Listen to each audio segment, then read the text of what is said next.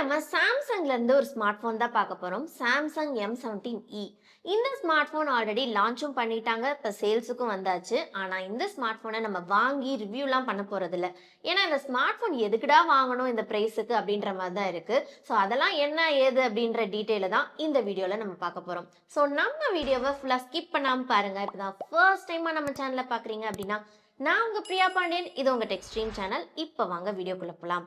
அதுக்கு முன்னாடி நம்ம சேனல்ல இன்னும் சப்ஸ்கிரைப் பண்ணாம பார்த்துட்டு இருந்தீங்க அப்படின்னா சப்ஸ்கிரைப் பண்ணிட்டு பாருங்க. அப்பதான் அடுத்தடுத்த வீடியோஸ் போடுறதுக்கு எனக்குமே மோட்டிவேஷனா இருக்கும். ஃபர்ஸ்ட் இந்த சாம்சங் M17E ஸ்மார்ட் போனோட டிசைன் பொறுத்த வரைக்கும் ரொம்ப மினிமலான டிசைன்ல தான் கொடுத்துருக்காங்க. பின்னாடி பேக் சைடு வந்து கேமரா மாடியூல் அந்த பில் ஷேப் மாடியூல்ல இருக்கு. அண்ட் மொத்தம் 2 கலர் ஆப்ஷன்ஸ்ல வருது. ஒன்னு வந்து பிளிட்ஸ் ப்ளூ, இன்னொன்னு வைட் வயலட் கலர். அண்ட் இதோட திக்னஸ் பொறுத்த வரைக்கும் 8.2 mm திக்னஸ் கொடுத்துருக்காங்க. அண்ட் வெயிட் வந்து 199 கிராம்ஸ் தான் இருக்கு. அடுத்து இந்த ஸ்மார்ட் போனோட டிஸ்பிளே பொறுத்த வரைக்கும் இதுல 6.7 inch HD plus LCD panel தான் இருக்கு.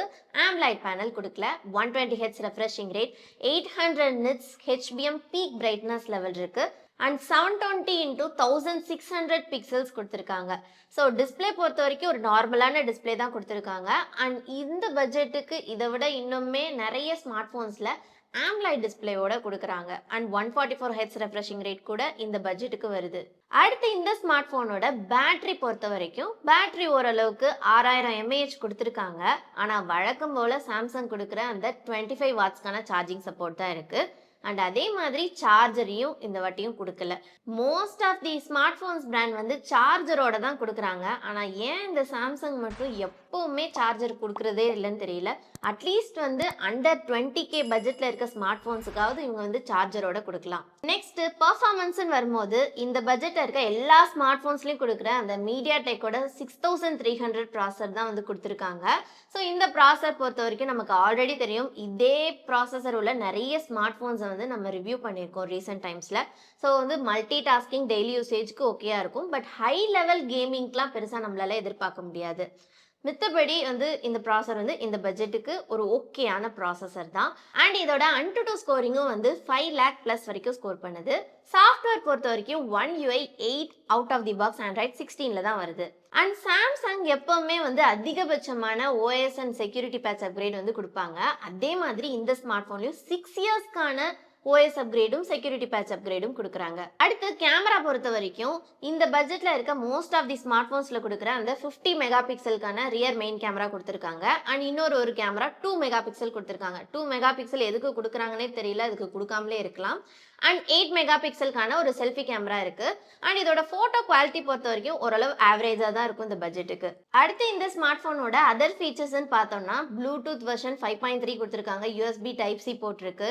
12 5G பேண்ட் சப்போர்ட் இருக்கு. அண்ட் இது LCD பேனல் அப்படின்றனால side mounted fingerprint sensor தான் கொடுத்துருக்காங்க. அண்ட் இதில் வந்து IP54 ரேட்டிங் தான் கொடுத்துருக்காங்க. இந்த பட்ஜெட்டில் வர ஸ்மார்ட் ஃபோன்ஸில் அட்லீஸ்ட் வந்து IP64 ரேட்டிங்காவது கொடுக்குறாங்க. அதாவது கொடுத்துருக்கலாம், பட் இவங்க வந்து கொடுக்கல.